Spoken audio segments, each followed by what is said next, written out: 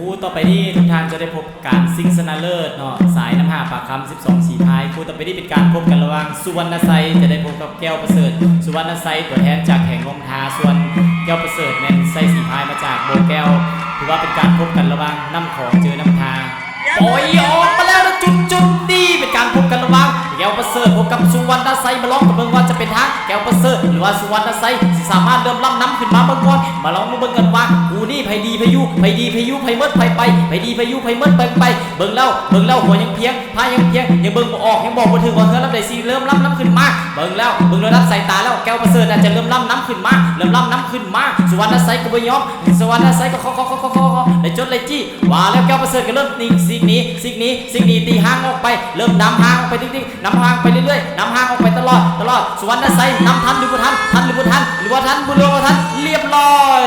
เป็นทางแก้วประเสริฐคว้าแซงไปในสนามนี้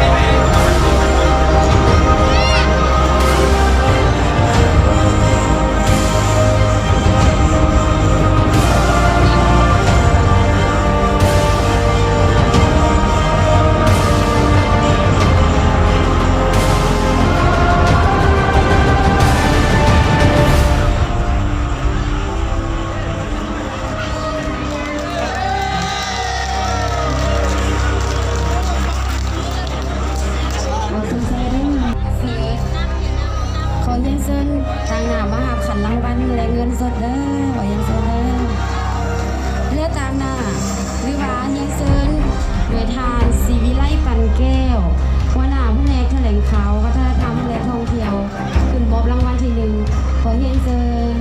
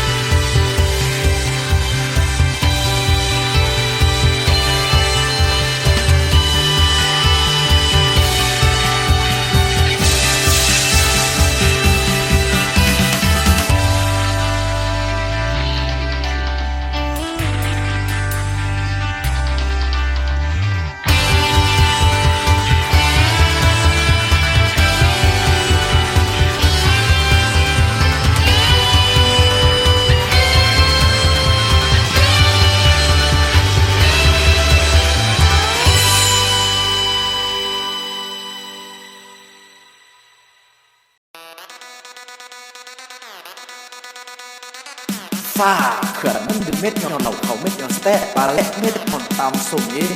ฝ้าเขื่อนมันเดือนเม็ดยอนเหล่าเขาเม็ดยอนสแตะปลาเละเม็ดยอนตามสุ่มนี้ฝ้าขาดได้ละฝ้าขาดได้ละรถ กูอยากเมากูอยากเมากูอยากเมากูอยากเมากูอยากเมากูอยากเมากูอยากเมากูอยากเมาสู้ไปใส่กระสวนกูแดงสู้ไปใส่กระสวนกูได้แม่สู้ไปใส่กระสวนกูแดงกูอยากเมาสู้ไปใส่กระสวนกูแดงสู้ไปใส่กระสวนกูได้แม่สู้ไปใส่กระสวนกูแดงกูอยากเมากูอยากเมากูอยากเมากูอยากเมากูอยากเมากูอยากเมากูอยากเมากูอยากเมากูอยากเมา